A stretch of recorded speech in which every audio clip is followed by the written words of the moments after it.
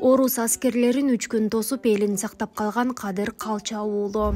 Кадыр Калча уулу мылтыгы менен сөөгү ашуусунда орус аскерлерин тосуп үркүп бараткан элди үзөңгү кууштан ашырып, акчи какшалдан өтүп кеткенче таш үстүндө мылтыгы менен атып тап берип кайтарып турган. Аксакалдар жигиттерге Кадыр өлсө сөөгүн корумдагыла, тирүү болсо алып келгиле деген буйрук беришет. Кадыр 3 күндөн кийин атыда өзү да ачка жана акылсыз элинин артынан бара жатканда үркүп кеткен топко жолугуп Кытайга сапар алган. Ошол учурда Кадыр Калча уулу 17-18 жашта болгону айтылат. Ал үй бүлөдө 9 бир туугандын улуусу болгон. Жалпы 7 бир тууганы үркүн учурунда мерт кетип, эң кичүү иниси Асакей экөө гана калган. Асакейдин уулу Жолдошбек Калчаев Кадыр Калча уулу кантип жана эмне үчүн өлтүрүлгөнү боюнча үн катты. Кадыр чоң атам Кытайдан өз мекенине кайтып келгенден кийин эл катары дыйканчылык менен алек болуп, үй бүлөсүн асырап келген. Кийин ага контрабандалык топко аралашкан деген күнөө коюлуп, Караколдогу педагогикалык окуу жайдын короосуна алып келишкен. Айып тагуучулар Барскондук Борой деген досу экөөнө көр каздырган экен.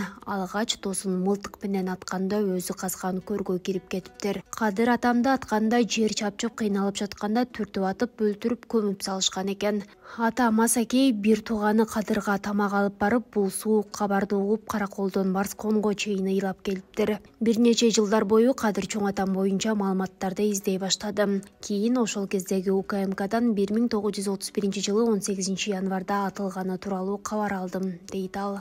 Ал эми эл арасында тараган маалымат боюнча Кадыр Калча уулу кезинде үркүн учурунда коргогон айылдаштарынын бири саткынчылык кылып жууну тоскон деген маалымат тараткан. Мындан улам ага айып тагылып атылып кеткени айтылат.